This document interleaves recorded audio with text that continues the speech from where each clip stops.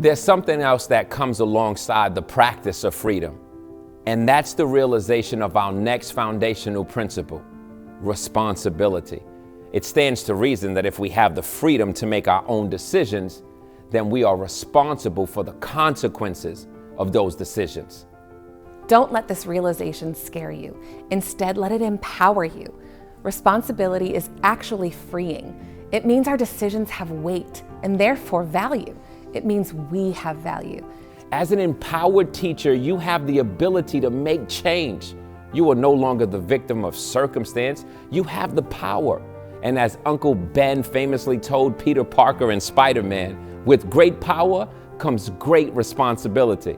As we explore the foundational principle of responsibility, it's important to remember that it takes time and intention to develop. Consider what it takes for a bird to learn how to fly. A mother bird knows that if her hatchlings don't learn to fly, they will not survive. Over time, she begins leaving their food further and further away, forcing the hatchlings to venture from the safety of the nest in order to eat. Inevitably, the baby birds will fall from the branch and down to the ground below.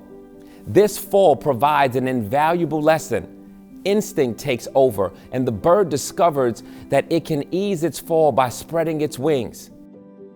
Through this cycle of failure and repetition, the bird eventually realizes its ability to fly.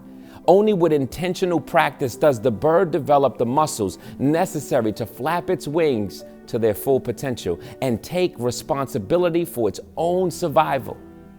In the same way, we cannot realize our full potential until we begin practicing our own independence. There may be times when we fail, but we must learn to take responsibility for the choices we make.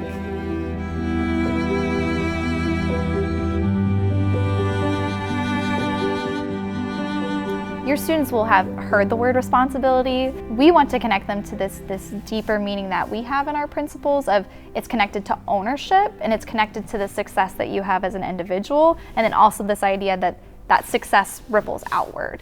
I think the easiest way for teachers to start engaging students in this topic, this principle of responsibility, is by debriefing the behaviors that they're seeing in their classroom. You can start with your activities or your lessons. And this often is a good one to use with group work because students will feel like, oh, so-and-so didn't do their part of the group work. But you have the responsibility, you have the ownership to decide how you feel in that situation, just as the other student perhaps had that decision to decide not to engage. Your role as the teacher is to not let that opportunity pass by without discussing why did you not take responsibility for yourself in this situation. When students recognize that they own their life and they have a voice in what happens in their own life, I think it spurs this mindset and this action to discover what I'm good at. What am I passionate about? What are my abilities? You have to discover that on your own. Nobody else can do that for you. The responsibility principle stands out more for students after they have formed relationships with teachers or formed relationships with each other. They don't feel as responsible for their actions. It's like, hey, I'm just trying to survive. You know, every rapper talks about it. I'm just trying to get by. I'm trying to look out for mine. I'm trying to give a little something back when I can, but I'm just trying to get by. And that's the message a lot of our students hear, you know, whether it's from the homie down the street, from the man on the radio, it's like, I'm just trying to get by. And they operate in the way to where I'm trying to survive. But when you have these relationships, when you've built these relationships with these people in these classrooms that you actually care about, you want to make sure the teacher gets home safely and does well. You want to make sure that your peers get home safely. Then they start to develop, like, hey, I'm responsible for what happens. I'm responsible for my actions.